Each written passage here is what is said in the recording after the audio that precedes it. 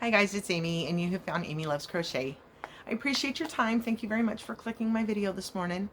I have shared with you before my attempt at dyeing some yarn with some drink flavor packets, some Kool-Aid, some not Kool-Aid. So I don't want to just, when I started to search for this, everybody's just using Kool-Aid. But those individual drink mixes that you can buy to add to a 1 liter bottle of water, it has citric acid in it, or check to make sure that yours has citric acid in it. And if it does, then you can use that. So I had a whole lot of color choices to use. Maybe should have only pulled one out at a time kind of thing. So what I want to do is go ahead and insert some clips from my first attempt. My very first attempt is going to be down below. It's a separate video. My second attempt, I did a little bit of video, but not very much. And then my third attempt, I did no video whatsoever. So at the end of the little clips, I will show you all of the yarn. I've got everybody soaking in their bath with their labels on, and I am getting ready to pull them out and start doing a stacking method where I will lay down one skein and color it, and then lay down another skein right on top of it and use the same color patterns so that they are colored the same colorway.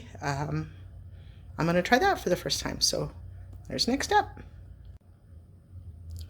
So here's my tester, and I'm going to start out with the red that's right over here. I did quite a few. This one is the crushed strawberry one. The lemon lime was clear, but the lemonade is yellow, so that is supposed to be violet. And then this sun-kissed green is super purple, and the Sonic is super blue. I love it. And we got this one this green is way too light. I need to add some more green coloring to that. I did some brown coloring this way, and then I did some brown coloring with my my iced tea packets there. And then this one I did again with the singles to go. The lemon lime is clear, so I added a whole bunch to that one, and its final result is this one here, which is just awesome looking. So I'm going to get to dyeing now. Okay, so what happened was I was trying to just take on too much. It really is a lot of work, and trying to mix colors to see what you might come up with. I thought I was going to do all this ombreing and all this yellow and blue mixed green kind of thing, and nothing worked out like I expected it to. So what's here is what's here, and I'll just show you the yarn. On my first one, my very first misstep, or my very first whatever happened, is this is the alpaca yarn that I was so afraid to do anything to because I didn't want to ruin it. And immediately putting into the lukewarm water, you're not supposed to shock your yarn with cold water or with hot water at any stage, changing water temperatures. So when I was soaking the water, it was in room temperature water, and it already just fuzzed up like this. It was not there before, and I'm so kind of sad because it was beautiful. It didn't really pick up the yarn very well. Now this is the one that I was going to stack, and so first of all I dropped the purple, and so everything got colored differently than I wanted it to. But this is the one that I was going to stack, and so there's all kinds of, gosh, it still smells like Kool-Aid. It's crazy. I don't know what this is, this greenish color. I don't know where that came from, because it was just going to be some purples and some reds. And so the other problem that I was working with is, although I was color testing and seeing how much water to put with one packet, I didn't then make a bulk of that color. So as I was working, I still had to mix new colors. I would try to do 2 or 3 packets at a time for certain projects, and it was just kind of all over the place. So yes, it is pretty, and I like kind of how mutey it is, and it's very pastel-y like. But I'm sad at the fuzzy that came out of it, because I barely touched it with any water, and this was the result, and it was super, super smooth and soft before. So that is a sport weight. It is 220 yards, a size 2, 100% baby alpaca, and so there's that. Okay, I'm not going to repackage each of them. So this is the one that I was going to stack. And this is one that turned out kind of really nice, because after I spilled, this is the American wool, 100% American wool. It's a size 2 as well. It's a 312 yards sport weight.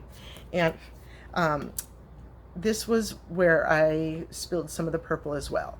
So then I decided to add a boom of red to it, and I think it turned out really, really nice. I can't wait to see what this one is. And this one really maintained its twist. See how pretty that still looks? So this was one that really worked out. It was a little bit more expensive. The range on the skeins that I bought were between, I want to say $7.90 and $11, something like that. And I think this was on the higher end. But so this one, the way that the colors turned out, total gorge. I love this one. I really do. It was part of an accident, but it worked out okay. I'm not even mad. I like that one. Okay, so then the next one that I worked on was, I had a couple of browns, and what I wanted to do was, the straight brown from the food coloring was just a solid brown, but then the tea mix, I think it had peach mixed into it, that came out with sort of a reddish brown. So that one was really pretty. And then I thought, ooh, I'm going to add this boom of orange Kool-Aid to it. And then, whoop, let's get some purple in there. So this one was the palette fingering weight. It's 100% Peruvian Highland wool. And it is the least favorite touchable. I wasn't thrilled with the way this one started out, but I really like what the colorway did. You can't, let me go ahead and open it up. So you can kind of see, like, here's some straight brown from the food coloring part, and then here's some of the reddish brown. So it's not very different. And this, okay, for old school, there's a fly in here, so if you see me swat my head, I apologize. This reminds me, let's do a throwback, okay? I didn't do this on purpose, but after I saw it, I was like, oh, yes. Do you remember, and I know we can still get them out there, our store, Crackle Barrel. Crackle Barrel. They sell like retro candies and stuff, so I don't know if you are not in a part of the US who has a Crackle Barrel, but they, bottle caps is the candy that I am stuttering to refer to. They had little hard candies that would dissolve, and they tasted like cola, root beer, orange, and grape sodas. And that is exactly what this reminds me of. We've got the browns, we've got the brownish red, we've got the purple, and we've got that orange. So this turned out color-wise beautiful. I don't know, it's hard to show it on camera like this, but and this was another one that sort of stuck together. I don't know if I can show you this.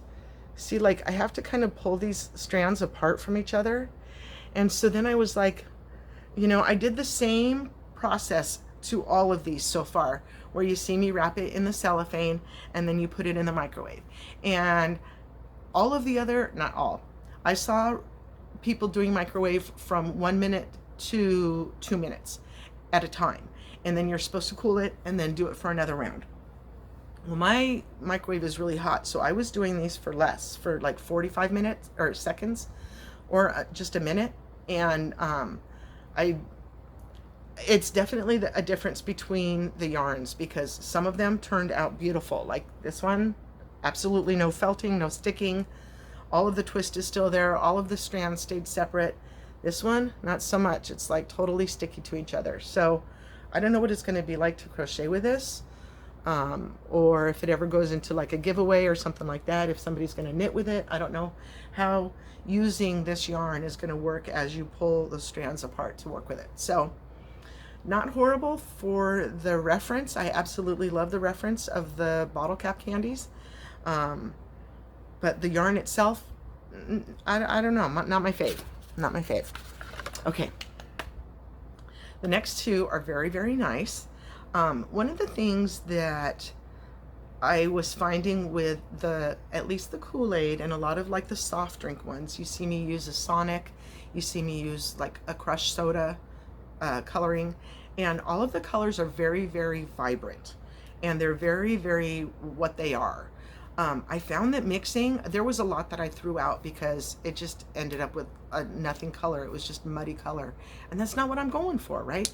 So this next one is gorgeous. This is the Felici sock weight that's got some nylon in it. It's 75% merino wool and 25% nylon.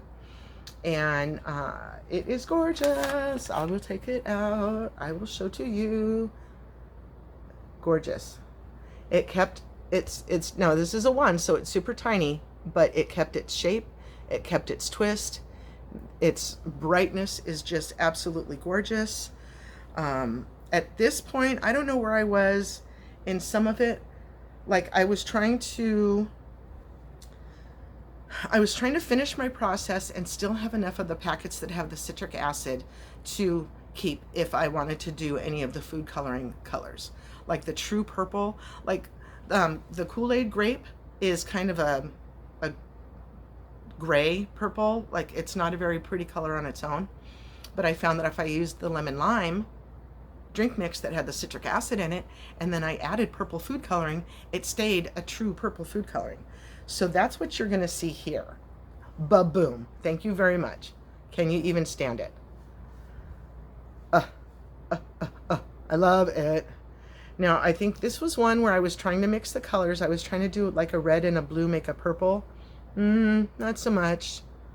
Not so much on that one. And I wanted to leave some of the white in there in between. You know, in some cases you want the colors to bleed together to mesh into a new color. And sometimes you want the color to be separated just by a little bit of white so that you can keep the colors true. Like I didn't want necessarily the muddy that goes when purple and green meet. In some cases you see it happened, like right here. But in most cases I wanted that green to stay green and that purple to stay purple, so I separated it just a little tiny bit. But this is one of my favorites. This is one of the first accidental buys. This isn't one that I went back and purchased after the fact. So this is one of the ones, if I had just stayed in my lane, just stayed with my first accident and didn't try to, ooh, let me see how much more I can take on. Gosh, look how pretty. The colors are so vibrant. And that Sonic Blue was the bomb diggity. I bought a whole bunch more when I went back to, you know, I was going to still try to tackle this beautiful blue ombre, and it never really happened. So that's the Felici. That one worked out very well. You can see how well it took the colors. I'm trying to show you the label one more time. You can see how great it took the colors. So if I were going to dye again, this is one of the yarns that I would have purchased. Okay. Okay. Okay. So, whoops, sorry, I kicked you. So this next one, this is the Swish fingering weight. This is 437 yards of a fine superwash merino wool. And this is one where I was trying to use up the colors that I had already mixed and wanted them to be boom, boom, pop, bold, here I am. And I certainly got that out of this result. The yellow, although I said that it was cloudy, it took very well. It's not showing up as bright as it is in person, and you can see some ombreing, like it didn't, because this part was done with a dip method, which I really think is one of the easier ways to do it, where you're just dipping part of the hank into one color and maybe part of the hank into another color, or you rotate, that type of thing.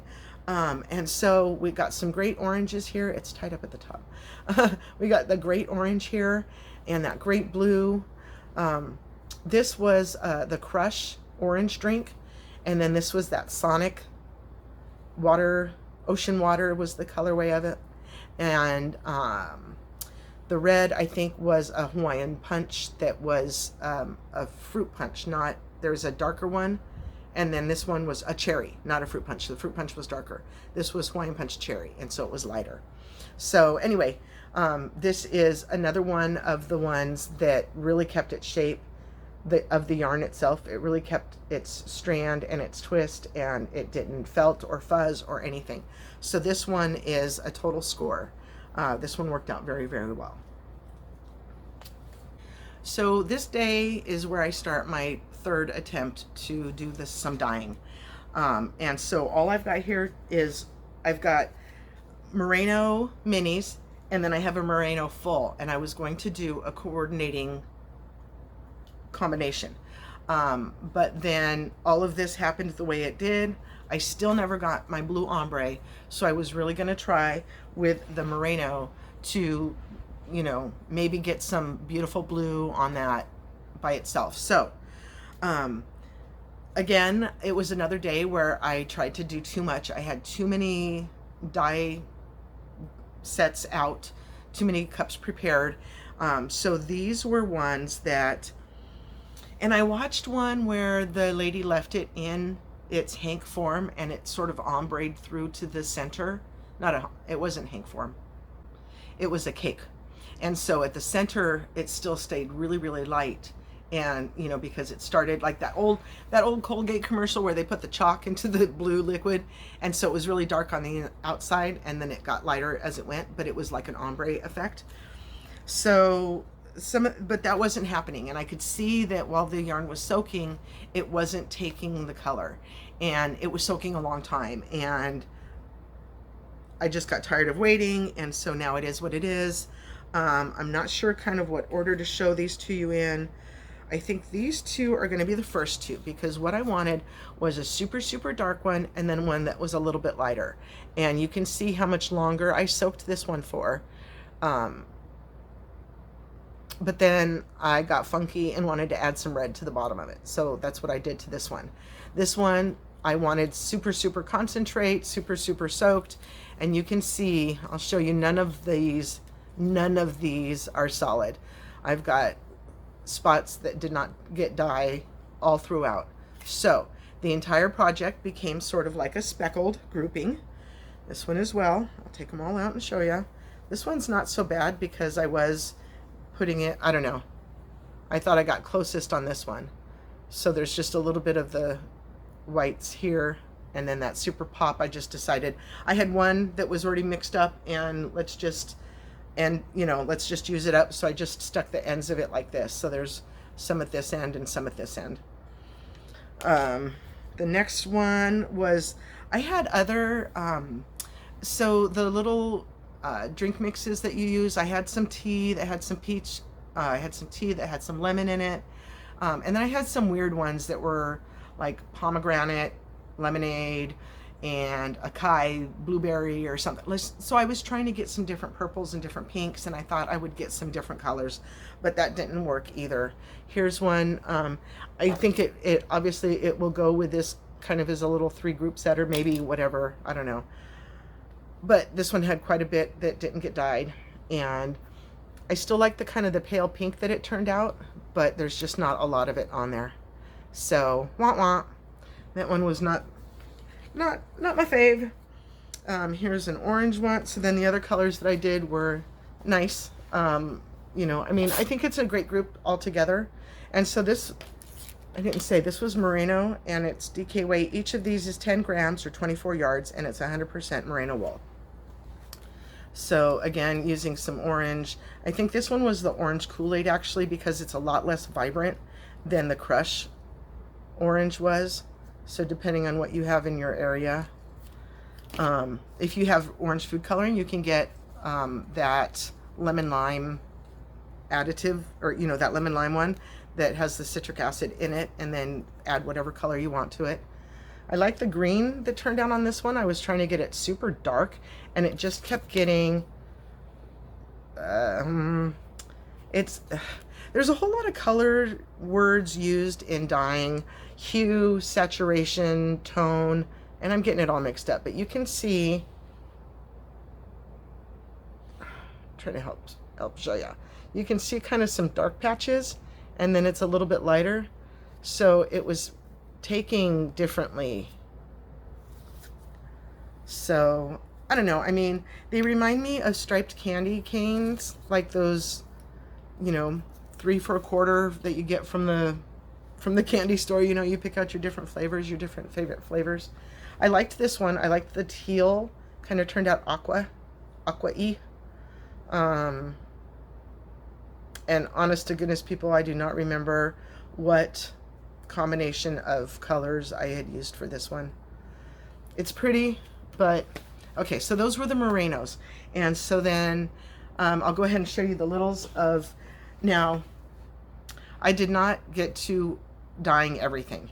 I still have 2 Wool of the Andes and 1 swish of the DK weights to do.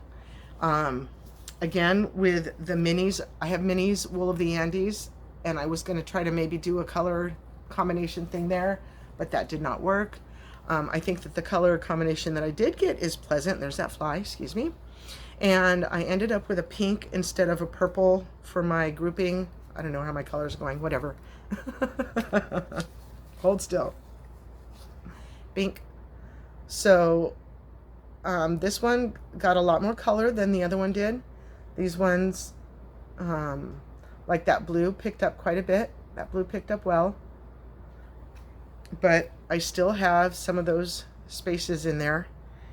The orange one did pretty good, but I still have some spaces here and there throughout.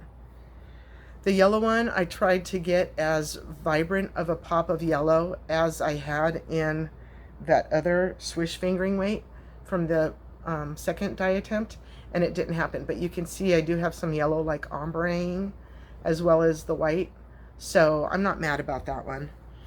And then the blue, that was a nice blue. I was trying to get, it's showing on camera a lot darker than it is in person. I was not as happy with the blue. The takeaway from the blue on these, let me show you these. Look at how fabulous that is. And this was just, it kept being lighter. I kept trying to get it darker, like to match that one. And it's not really showing you in person, but, I mean, showing you in camera. But this one is much lighter. This is super, super vibrant.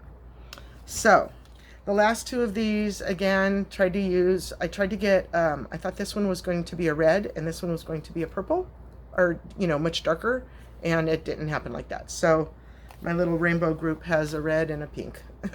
Oh well. So these are Wool of the Andes. It's worsted weight. These are 22 yards, 10 grams. This is the Peruvian Highland wool. So you can see, here's their big brother. You can see that dyeing these ones kept the same niceness. What's the difference in this one? This one is Peruvian Highland wool. This one is too. This one just was so different in texture. This is the 1, and this is the 2.